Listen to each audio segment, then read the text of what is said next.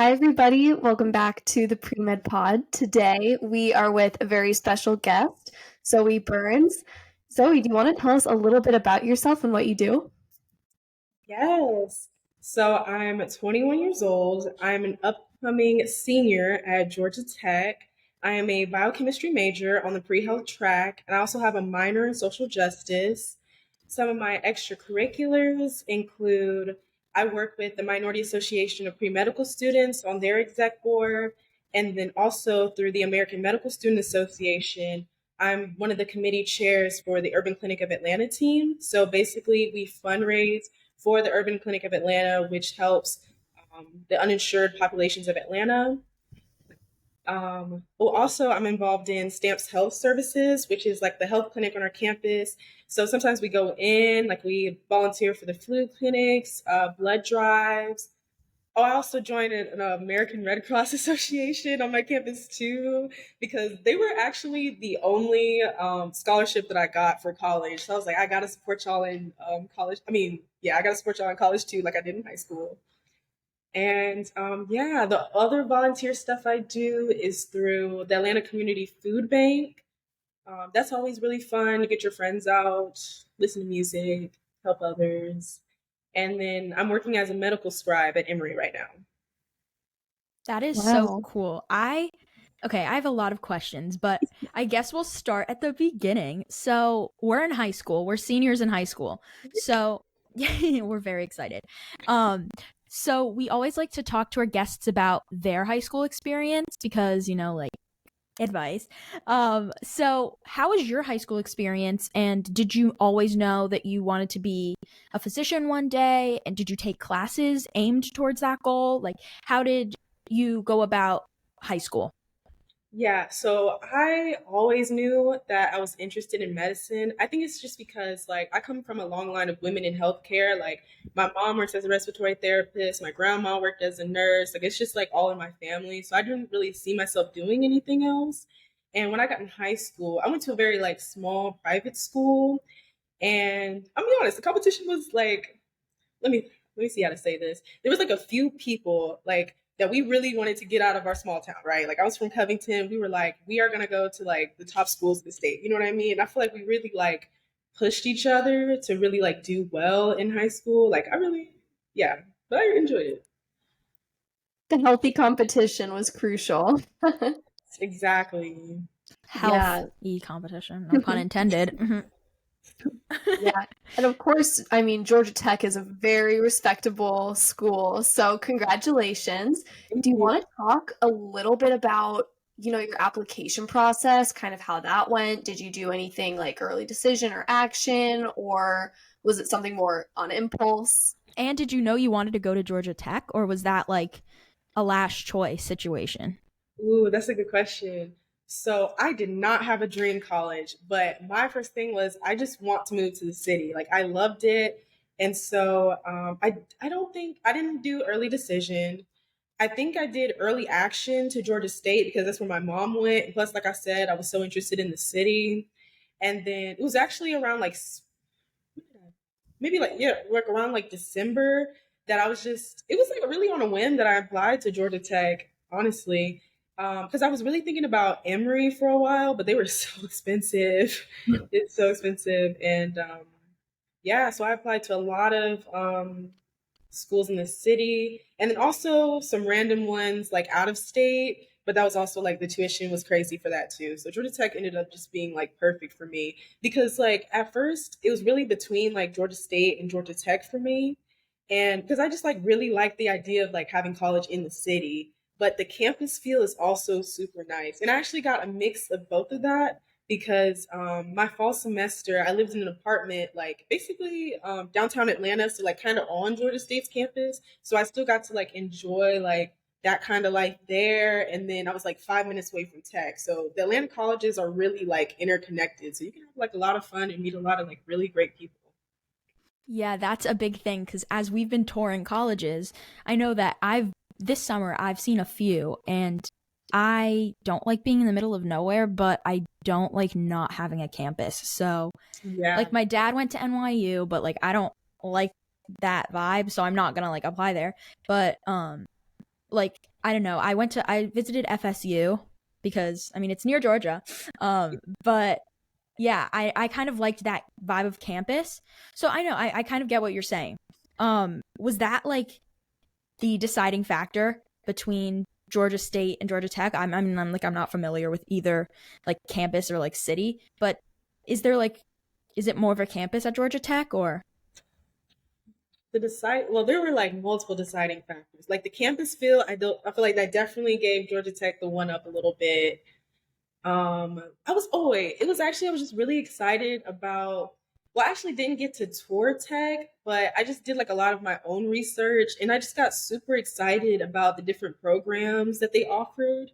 And yeah, I was just really excited. Like everyone just seemed so, how do I say this? Like really, like they really want to be successful. Like even like now, like my classmates, they're doing like big things. Like they're starting businesses like while we're in college.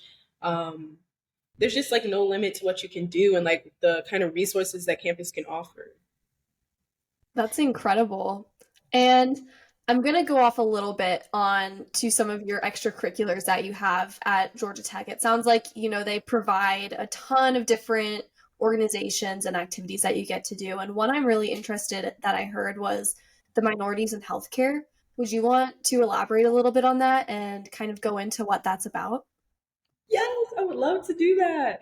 Okay, so there's like several big like pre-health clubs on our campus, right? So the Association of Pre-Medical Students is really to, well, like it says, to give like minorities a chance to like be more involved, like something like just for us. And it's just really comforting, like seeing people like you, like applying to these huge medical schools and making it to these big interview processes. Like it's just really inspiring. And also we get to we hold like a lot of events like for doctors to come in and speak to us like on a panel, and it's just been fun. Made a lot of friends, and yeah.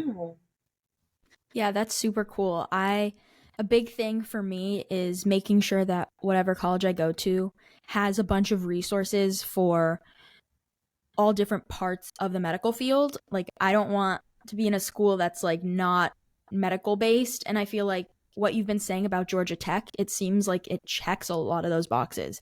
What other kinds of things on the Georgia Tech, not campus per se, but like that Georgia Tech can offer has stood out to you as a pre-med like organization, school, stuff like that? Yes. So I'm trying to think of the name of it.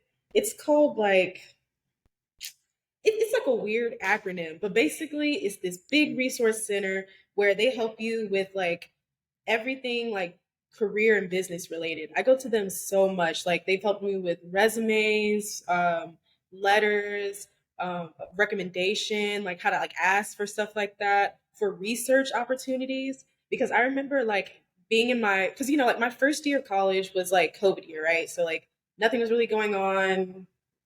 Yeah. And then the second year, it was like, wow, like I feel so behind because everyone has like all these experiences, but everything was like closed off for me. You know what I mean?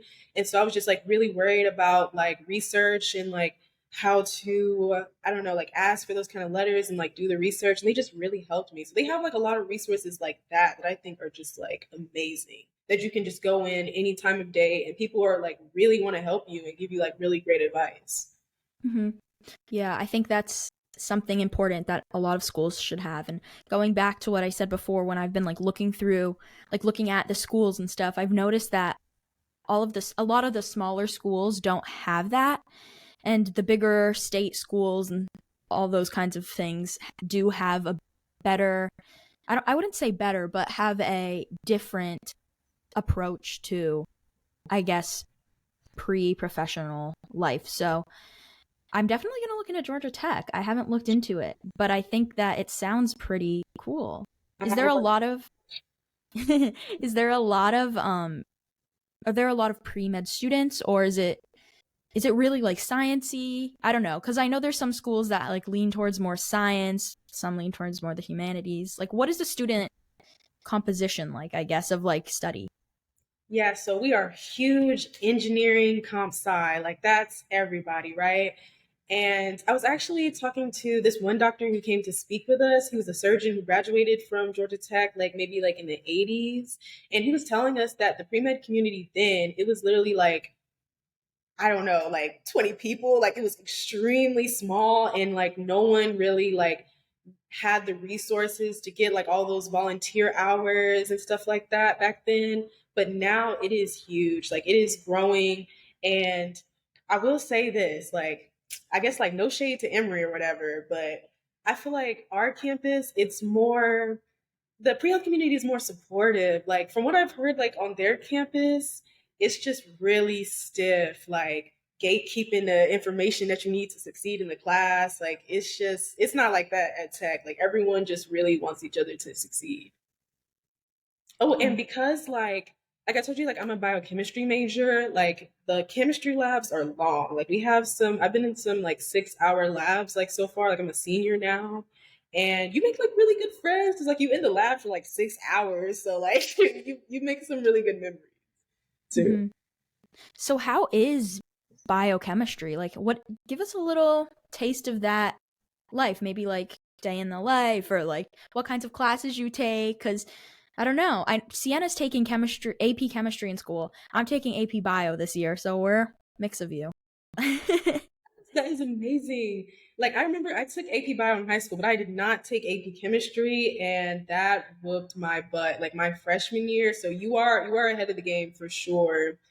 But yeah, so like your freshman year, you're it's basically going to be review. You're going to take AP Chemistry and AP Bio all over again, and then the rest of the classes, I think organic chemistry was not bad. I actually heard like a lot of like really bad stuff about it and like how stiff it was going to be, but it was not bad. Like if you really like take the time to understand the information, like I wouldn't even worry about organic chemistry.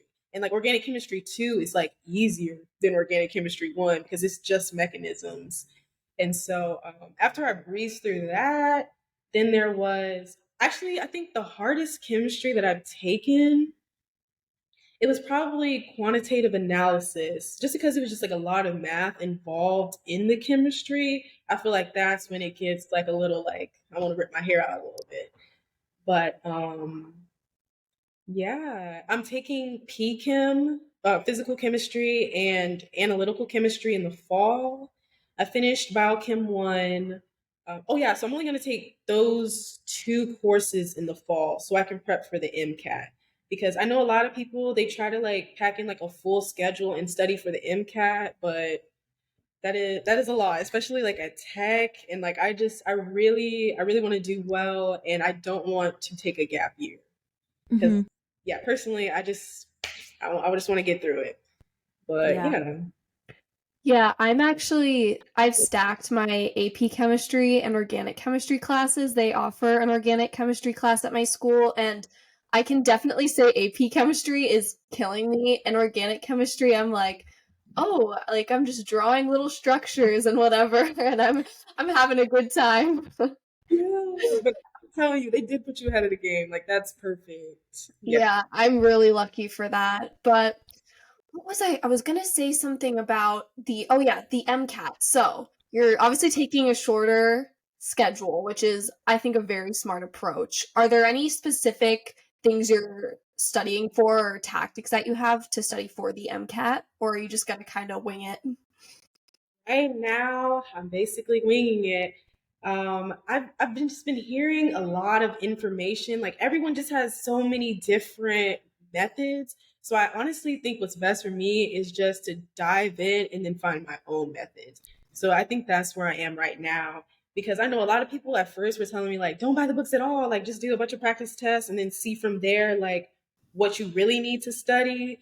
But then like like the mock practice exam for the MCAT, it's 8 hours long. Like I feel like I just need to study first. You know what I mean? Like I can't jump in like that. You know what I mean? I feel like I just Mhm. need so that's where I am right now. Like I have like all the books and I've just been going through them a little bit. I'm making like my big study plan for the fall based on like I said, I'm only taking two classes. So I'll have like days where I can really study for at least like 8 hours a day. Like I'm gonna really try and put that together like that. But yeah.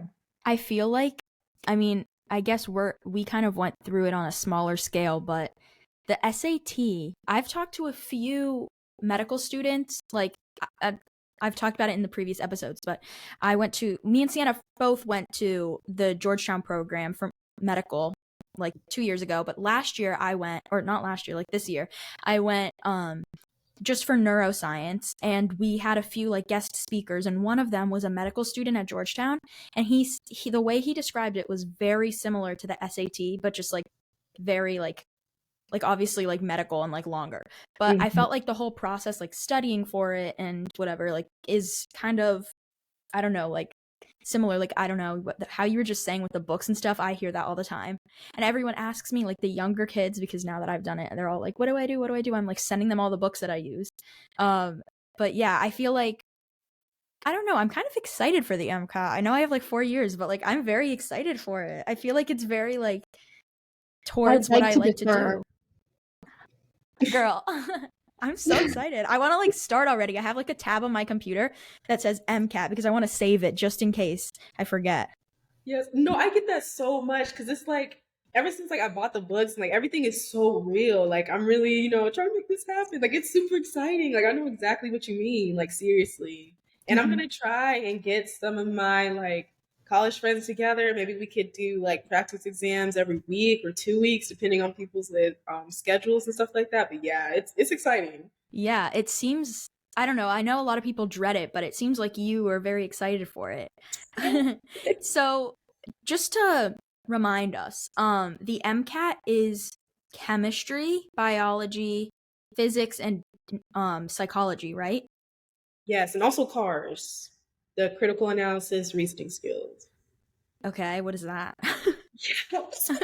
And I'm serious. That is exactly what I said. And I think that is the biggest thing I hear from like my peers is they're always like, oh, I wish I did more cars practice. Like I was so focused on like the major subjects.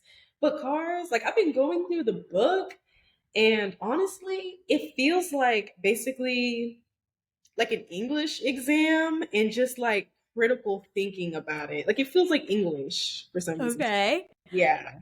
I'm gonna look into that because I'm a little bit lost. But it seems, I mean, I feel like how you've explained it and like how you went about like chemistry and stuff, you'd probably be fine.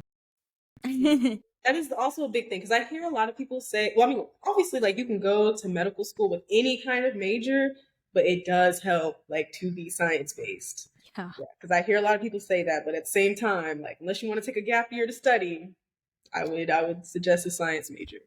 Hmm. So, are you planning on taking a gap year between undergrad and med school, or are you gonna go straight through, or are you not exactly sure yet?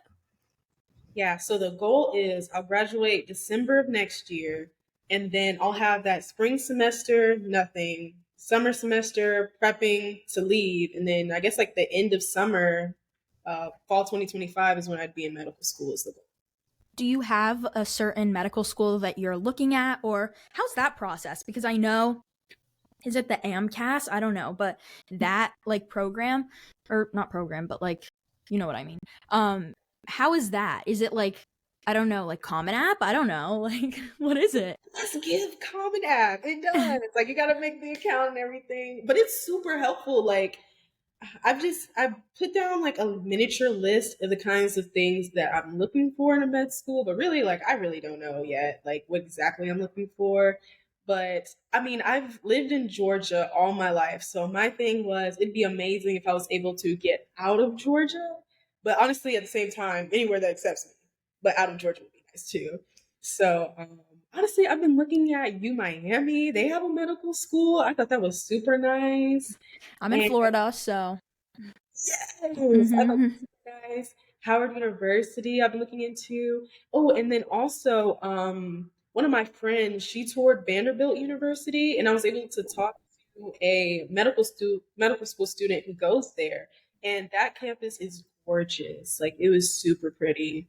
Yeah, Hmm. and she seemed to like really love it, like just like the community. Because like when I was first thinking about medical school, it's like I guess like the stereotype is that you're in your books 24/7 and you have no friends and you have no life and you don't sleep.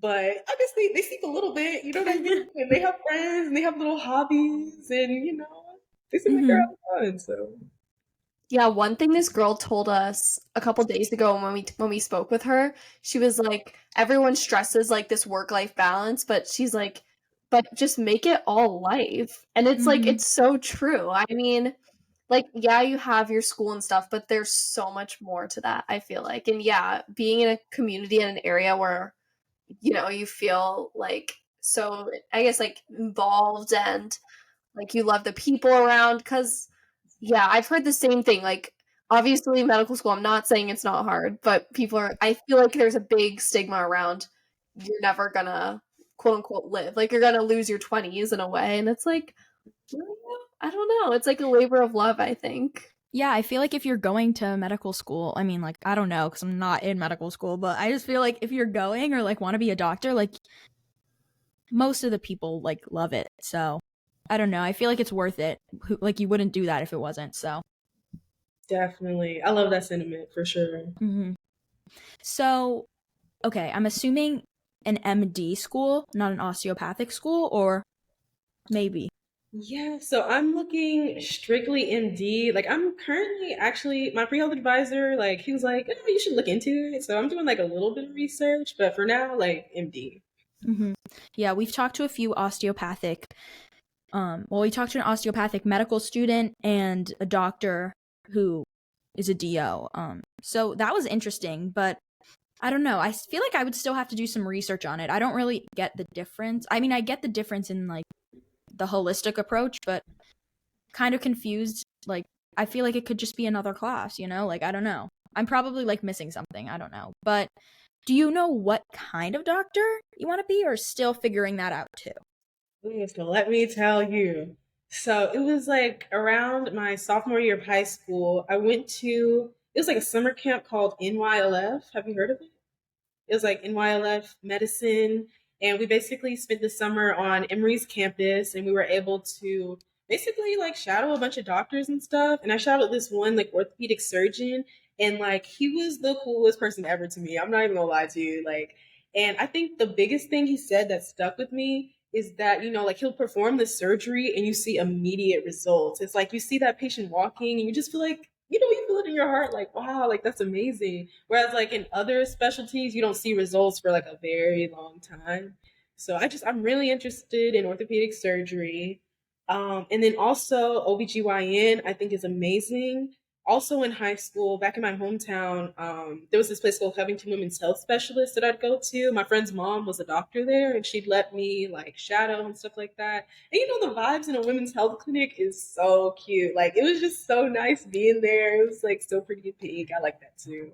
So yeah, like I think those are my top two favorites. But I heard like it just, when you're actually like doing it, your interests will change. So we'll see. I'm not gonna lie to you. I had the chance to. I literally talk about this in every episode.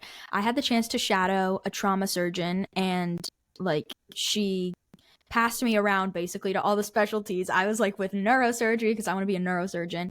I was with orthopedic surgery. So that when you said that, I was thinking about it. They're so cool. Okay, they're like in there listening to music, like EDM. They were like blasting EDM and like dancing, and I was like, okay, like I'm just sitting here like a foot away from the patient, but slay. Yeah, they're really cool, but I feel like I couldn't. I'll tell you right now. I saw because in the trauma center there, since I'm in Florida, a lot of the trauma bay patients that come in are like older. So there was this like 90-year-old person or whatever, and she like fell, and her like bones were like sticking out of her wrist like this. And the orthopedic surgeons came in and like fixed it, and I was like, okay, I don't have a weak stomach and I'm not grossed out by medical, but like I could not do that. Like I heard the bones. Like I heard them and I was like, no. And then I saw them do a surgery and that was immediate. That was really cool, but I feel like I would be too like I can't do that, but it's cool to watch. I don't know. So I don't know what I guess attracts you to that. I guess you kind of said it, but what specifically attracts you to orthopedic surgery and like do you have a I don't know, like a I don't know. I guess you kind of said it, but is there anything else? Yeah, but I mean, like, like we said, like they're badasses. Like they just come in there and they do what they have to do. And I hear like a lot of sayings about like how you have to be strong, like you got to be like a tough girl to get in there, like you can't be scared. And I just like that whole like mindset. I think it's a cool vibe. Mm-hmm. And it's really funny because I definitely want to, like, the main kind of medical route I'm looking on right now is about a year ago, I got to go to a clinic, and I know exactly what you mean by, like, the vibes. I went in, and, like, all the practitioners, nurses, and doctors, like, it was like I knew them for 100 years. Like, they're Yeah. just all, like, so sweet and excited to be there, and they all had, like, their pink scrubs and stuff, and I was like, this is just, I don't know, I see myself there, like kind of like the feminine energy. I don't know. I love it. Yes, definitely. Oh yeah, have you guys had a chance to shadow I guess physicians that work in like the NICU or like intensive care units? Yes, well, I didn't go to the NICU, but I went to the ICU. I wanted to go to the NICU so badly, but they didn't have one. Like, I don't think they had like a big, it wasn't like the hospital that I went to. I asked her if there was any OBGYNs, but she said they didn't really specialize in that. So it wasn't like whatever. So she didn't show me that, but I want to do that so badly because the the first Georgetown program we went to, and I got to deliver a fake baby, and it was like really cool. And I was like, oh my God, I want to like deliver babies, but like not actually because I don't want to be an OBGYN. But that is like definitely very interesting to me. But I want to go to a NICU very badly. I was in the ICU, but that was definitely like not my thing. Yeah, it's some serious moments in there, but I think like what I love the most about the ICU though is like everyone is like like a really a team. Like I'm a medical scribe, like I said before, so I'm with them basically taking notes like in rounds, and it's just like problem solving like right in front of your face, and it's just like really interesting how they think about certain issues and like I don't know, just really think about like what kind of medicines to use and try to like dive deep into why something isn't working. Like it's just really cool to see like in real time. So I like that. Like so if Yeah. you're interested in like that critical thinking part of medicine, I think that's cool. I thought that was really cool too, but I don't know. I mean, obviously, like as a surgeon, you'd have to go in there and like deal with your patients, but I feel like I would definitely not. It was really sad. I was kind of like getting down, but um, it was very eye opening, very to see what I saw in there. But yeah, I don't know. I'm looking forward to looking at more specialties and looking at more like shadowing different doctors. Even though I do want to be a neurosurgeon, like it's really cool to see everything. I don't know, because the neurosurgeon that I shadowed, I only got to see like one surgery, and it's a very long process. Obviously, like the surgeries are really Mhm. long. And the other ones, they can be like quicker, I feel like. So, like the orthopedic surgery I saw was pretty quick. So, I got to see that whole entire thing. So, I don't know. I feel like I like watching them. I like watching them. I want to do it so badly. I just want to like get out of high school, go through college as fast as I can, get to residency, get to medical school, and like do everything. I don't know. Yes, that's what they do with the UK, right? Like they don't do all this extra stuff. They just go straight high school, med school.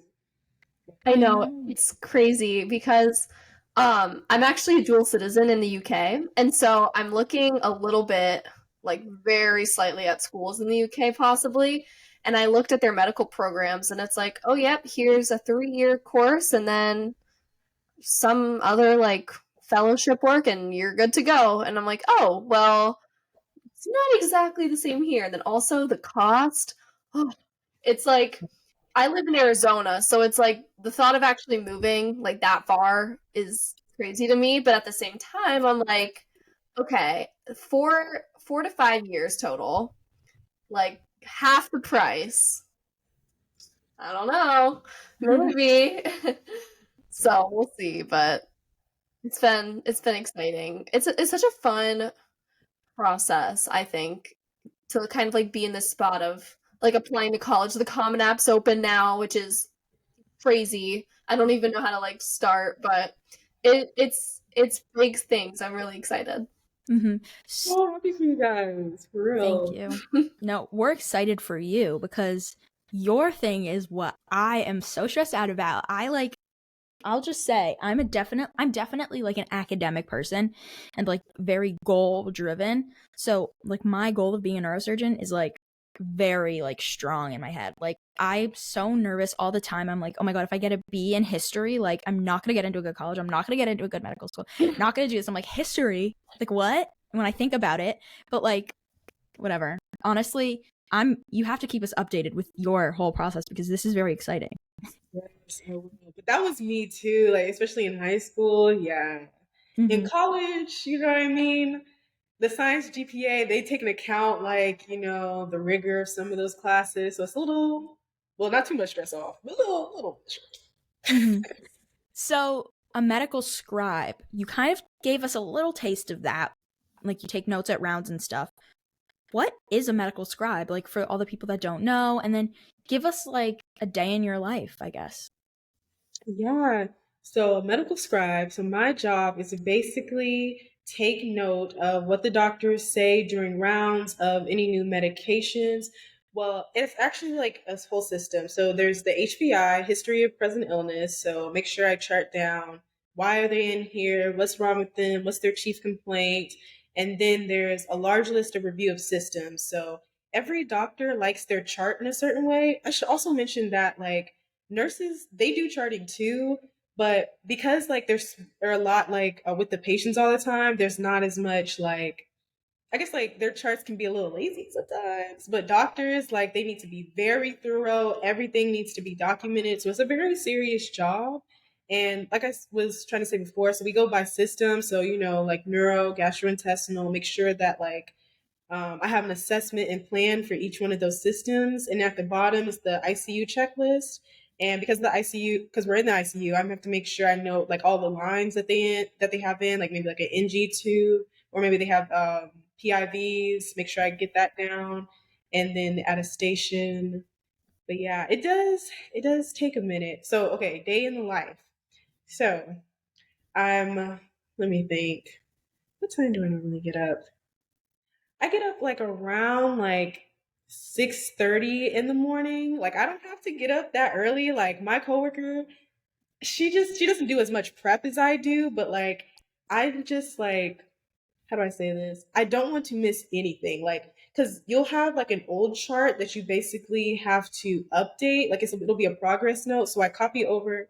I'm getting ahead of myself. I'm sorry. So I get over there and then I get in my little computer and I have to set all my stuff down in like the little rooms or whatever. And then once I get in the computer and I log in, so I copy over the note from yesterday and then I make sure to basically put a star by anything that can change from today. So that includes like medications.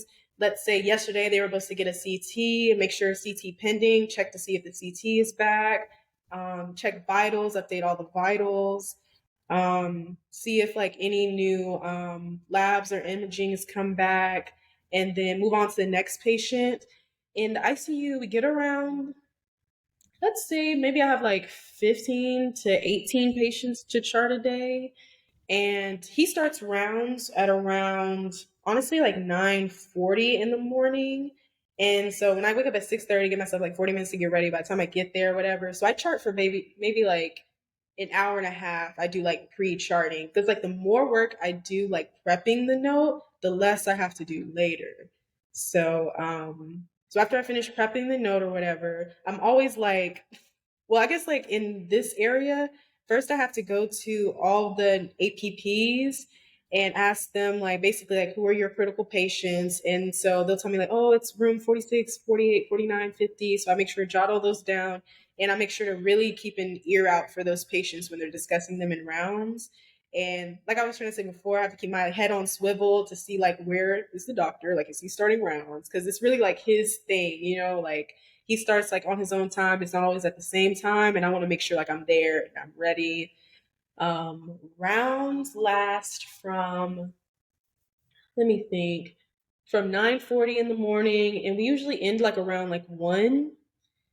um, there's different wings of the hospital. This doctor is like a little chill. Like he just likes to sit down like in like a circle kind of thing and like we discuss and all the nurses like read out this patient presents with blah, blah, blah, and go through it like that. But with the previous doctor I was scribing for, he likes to walk around like to each patient room, and sometimes like the family will be in there and they can listen in on rounds and hear like um which I think is very comforting for them to hear how they're going to fix the situation or like how he's doing, so they can be like, because sometimes they really don't understand like all the medical jargon. But he'll take the time to like I said, like stand in front of the patient room, maybe like even draw pictures, show them like for instance, one patient, like they had like a clotted lung, and well, no, a collapsed lung. And so he was drawing the picture to show them like this is what it looks like and this is what we are going to do to fix it. And they really like that too. So sometimes it's a lot of standing, sometimes it's a lot of like sitting down and just listening. But yeah, it has put my listening skills on 10. Like, yeah, because some of the nurses, maybe they talk like a little lower. So you really just have to keep an ear out. Gotcha. And how long is a typical shift? I'd say like 9 hours. But Dang. I do like a lot of prep in the beginning, and say we end around like we stop around like 1. I take a lunch. Now it's 1:30, and then I usually sometimes I get out there by 4 o'clock, 5 o'clock. So is it a, I mean, I don't exactly know how like the college schedules are. I know you can like choose your class times and stuff. So do you do this during the school year too? Or summer breaks, stuff like that? Because I don't know if you're like choosing your classes, I guess you can choose them later and like do this. hmm Mm-hmm. So I just started in like May, and I plan to work in the fall too. They like you to work for like at least a year, which is good because it gives Yeah. you more of an opportunity to make form connections with the doctors and stuff like that. And So like clinical hours, I would assume, right? yeah, definitely. So I'm gonna stick it out for the fall semester too. I'm a little bit nervous, like how, like the two classes, MCAT study, and then working part time. But I think like the hours for the scribing, they're a little funny because it's like not every doctor has a scribe. So sometimes I go like 2 weeks without working, and the next week work like, 4 days in a row. So it really depends.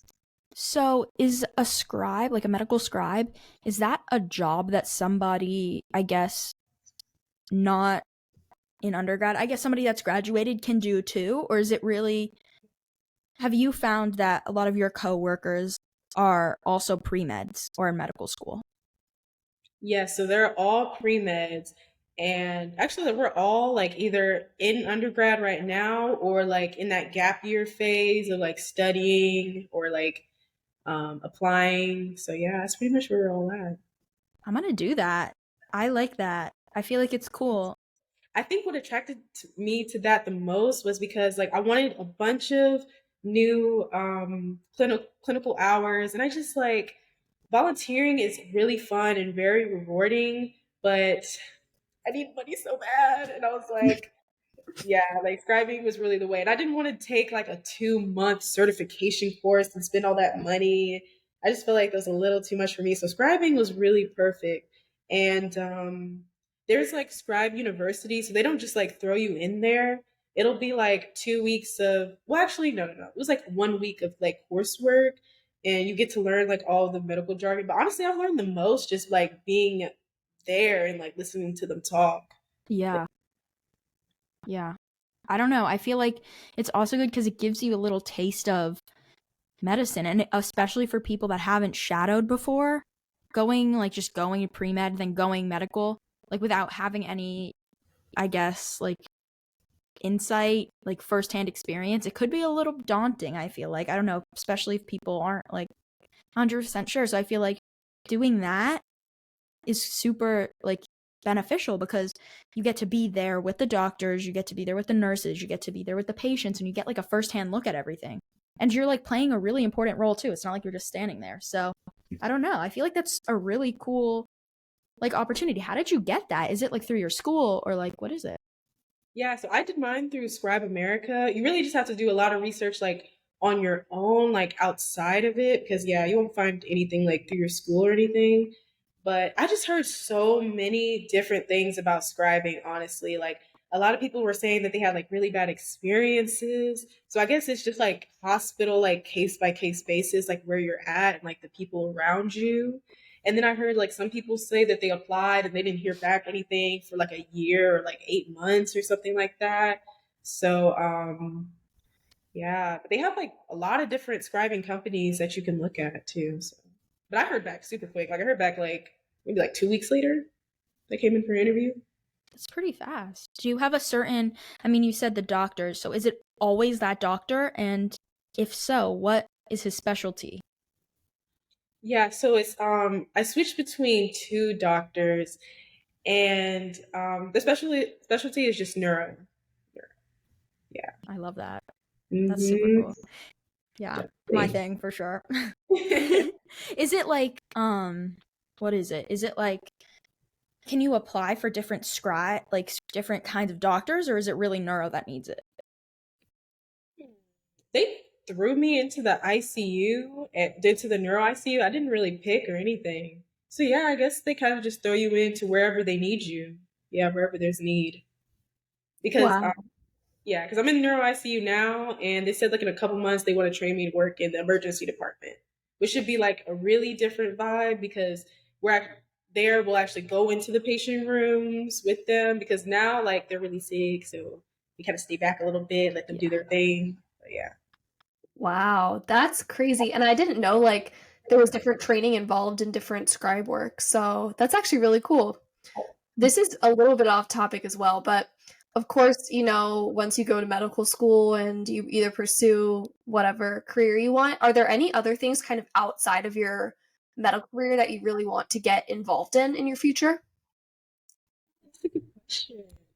So I do have this social justice minor that has been like really eye opening for me because I feel like it's so important to know about like the backgrounds of the people that you're trying to help, right?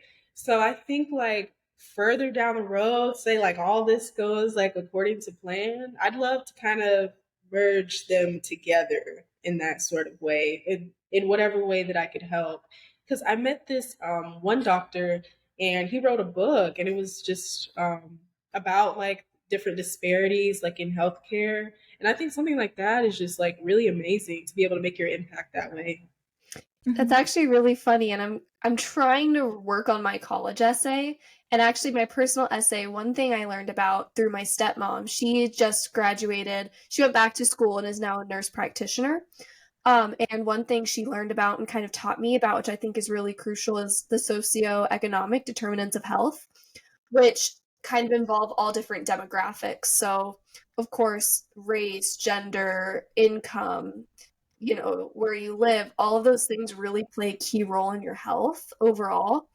And so I'm trying to kind of work on my essay with that format of really trying to incorporate diversity into the health force, and also trying to fill voids that often go unnoticed in that area because it's just not spoken about enough. I don't think like there is a huge gap that we don't see.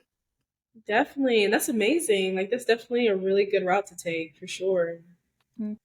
And I feel like um it's just important for everybody to have a background, like a well-rounded like background of everyone's background, I guess. I don't know. I feel like Mhm. you can't just like go into something not knowing who you're dealing with or like what their needs are.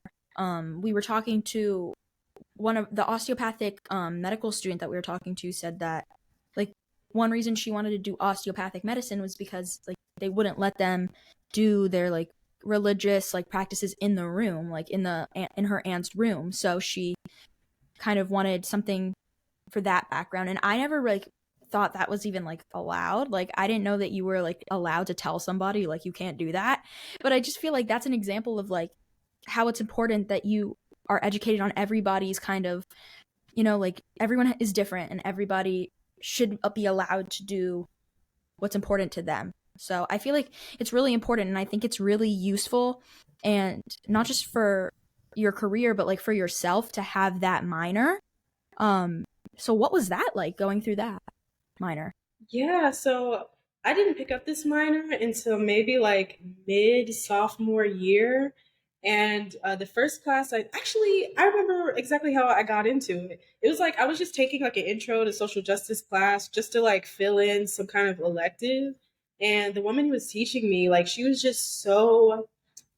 like so passionate. And I think that I was working on a project about how it was like basically people with disabilities and how they navigate this world. And there's like so many things that like we don't even think about. Like, say you're just going to the movies, but for them it's like a huge thing because it's like, do they have a ramp? Is it accessible? What are their, do they have subtitles? Do they have captions? Like, there's just so much that they have to think about that, like, people don't think about on a regular basis. Oh, Mhm. and then back to the other thing you were saying about how I guess about like healthcare disparities and like people of different backgrounds and like making sure that everyone has the best experience possible in the hospital. I think one of the best things I heard to go along with that is that you have to remember like these people are in the most like vulnerable space of their life. So it's just like super important to give them that kind of comfort and make them feel welcomed for sure. Mhm. Yeah, I agree. I think it's important. Mhm. Well, what we can start to do is we'll slowly wrap up our episode. But one thing that we do on our show is we have a rapid fire 3 questions, and you can answer them as long or as short as you want. If you feel like you'd like to elaborate, go for it. And yeah, we will start off with the first one, which is, what is one piece of advice you would give your high school self? Um, I would say don't be afraid to speak up because like it's so easy to like let, I don't know, just let stuff pass. Like, say if there's like a professor that you have but you're like really nervous to go up and talk to them, like just do it. Like, really put yourself out there because it could really change your life, honestly. I think that's so true. Like, I, this is kind of on a smaller scale, but like, if I was going through like a little, like, my grandpa was in the hospital. He's fine, but like, he was in the hospital during like finals or whatever, like around that time. And I was like kind of stressed out about it and like nervous. And so, like, I wasn't doing great in like history. I'm not like good at history. But I talked to my teacher after the fact, and he was like, "Well, if you told me this, like I would have been able to like help you." And I was like that kind of like I'm like I'm gonna just talk to my teachers whenever I have like an issue. I'm usually very open, but I just get nervous around like those kinds of subjects that I'm not like as close to my teachers because I love talking to my teachers. Like, I stay in my math class at lunch. Like, I love like being in my teachers' classes. Like, I love it. But there's some teachers that I'm a little nervous of. But I feel like it's super important, like what you said, to like, put yourself out there and to like make sure that like your teachers know and your professors, and that's just important. Yeah. Sometimes people care more than you think. Yeah. hmm Yeah. Literally, I I was like, he's not gonna care, but like he was like, "Well, if you did tell me, like I would have like done something," and I was like, well, okay, know that for next time, I guess. Our second question, we made this question because it's important to us because Sienna and I are good friends. And I know that she lives in Arizona, I live in Florida, so we're long distance BFFs, which is our thing. But um we always ask this question because we want to know how relationships play a role in everyone else's life. So how do relationships play a role in your life? Like your friendships, your romantic relationships, your family, all that kind of stuff. Yes. So I'll start with romantic relationships. I advise everyone to wait. Like, I feel like, well, actually, I don't know. I feel like in college or whatever, it can just be a lot of stress. You know what I mean? Like, Mm-hmm. obviously, like if you find someone you love, like go for it and stuff like that. But I'd say like definitely don't be that's your top priority. You know what I mean? Like, Mm-hmm. literally just do everything with an open heart, open mind, and what you put out will always come back into you. um, I would say like for high school, so I know like you probably like you guys are like seniors in high school, so you probably like already probably have like a really like solid group of friends. But don't be afraid that like because like life will change and like you guys will go separate ways. I would say like don't let that sadden you. If I could go back and tell my younger self, it would be that like some people like come and go like seasons. You know what I mean? And that's not a bad thing. Like I was saying before, like the space that someone else leaves, somebody else will come and fill. Like there's just like lots of like love always to go around. And don't forget to go back home and hug your mama, because I know like in college it's so easy to get caught up. Like I got this essay to do, I got this to do, I got this project, I got this club meeting I have to be at. But don't be afraid to like call your mama and talk to your family, stuff like that. Mm-hmm. Yeah, I think I'm very close with my family, so I feel like I'm always gonna just be like calling them all the time. Like in college, I call my grandma like every day. Like I'm not even kidding. Like because I never I moved to Florida like not really recently, but like in high school. So like my whole life, like I've never lived near like my like extended family. I've really lived like we've always had to like visit them and stuff on like holidays and stuff. So I'm used to like calling everybody on FaceTime like all the time. So I'm like a FaceTime girl. I love FaceTime. But yeah, I know that like even now that I live here, I'm like at my grandma's house every weekend. Like I sleep there. I'm like always at everyone's house. My cousins, they're like little, but like I don't know. I don't know when like they're young and like they're 8 and like 6. And I'm like, well, if I'm gonna be a doctor and I want to go like out of state, like I'm not gonna really have time to like be home. Like I want to spend as much time as I can with everybody. So yeah, I totally agree with that. And the friends are important too. And our last question is, let me get it. What is one challenge you are facing right now and how are you tackling it? I'd say my biggest challenge right now is creating the study plan for the MCAT. And I guess like my method is just gonna dive in, just see what I know, what I don't know, try to gather as much free resources as I can first, because oh my god, my pockets hurt. Oh, and also just not being afraid to reach out to the people that I know, like in like pre-health clubs, and like ask what their experiences are. Like, don't be silent about, I guess, my struggle. But yeah. That's funny. It kind of goes back to what you said at first with like, don't be afraid to speak up. So true. I think, again, asking for help is so crucial. And honestly, sometimes I notice that kind of winging things and kind of finding my own route is so much more helpful than a structured plan that either certain tutoring will do or courses and other things because of course while they're made to kind of be like applicable to anybody, I just find I'm horribly disciplined and that's something I'm very aware of. And so by being able to kind of structure things around kind of my schedule myself, I find so much more benefit in that instead of embarking on some course that I end up half-assing the whole time. Mm-hmm. Yeah. Oh, and I should also say that I am taking an in-person MCAT course. I know not a lot of people take them, but I feel like I'm gonna take it around December, like after my finals are over. And I feel like they'll give me like that one last push before I go take it.